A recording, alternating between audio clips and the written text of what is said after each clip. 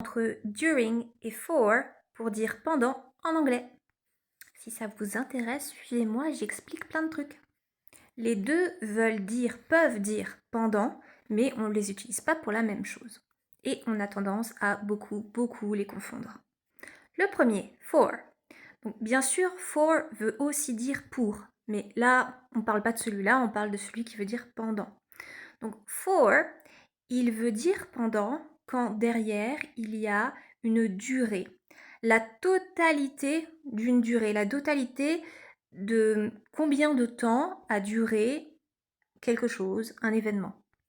Donc, qui dit totalité dit comptage, dit souvent nombre. Donc, c'est vrai que souvent derrière, on va avoir 2 jours, 3 semaines, 10 mois. D'accord? Donc, pendant 2 jours, for 2 days, for 3 weeks, for many months. Si je prends l'exemple pendant 2 semaines, for 2 weeks, on est bien d'accord que on est en train de dire que ça a duré en totalité du début à la fin 2 semaines. Donc on ne dit pas during 2 weeks. D'accord? On a tendance à se tromper parce que during fait penser à durant et durant, nous on le dit durant 2 semaines. Et ben là non. Le during, quand est-ce qu'il s'utilise? Il s'utilise quand on veut dire lors de. Donc ça veut dire pendant. Mais c'est le pendant qui veut dire lors de, au milieu de. Donc vous imaginez un moment comme ça qui dure je ne sais pas combien de temps. Et ben c'est au milieu, quelque part, à un point. Par exemple, pendant la nuit. Vous avez toute la nuit. C'est pendant la nuit. Pendant la semaine. Pendant les vacances. Donc, during the day, during the week, during the holidays, during the weekend. Si vous avez un peu de mal à faire la différence, essayez de remplacer en français par au milieu de.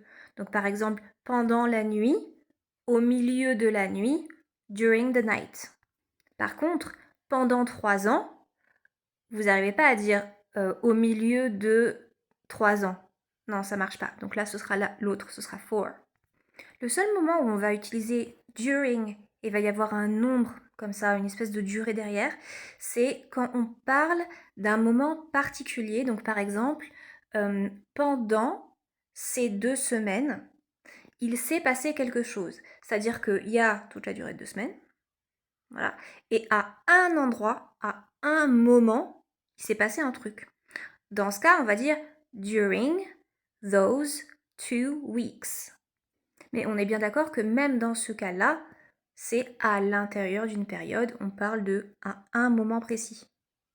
Alors que si on dit j'ai travaillé pendant 2 semaines, là c'est différent. On est bien sur toute une durée de 2 semaines, ça englobe tout et là dans ce cas ce sera for.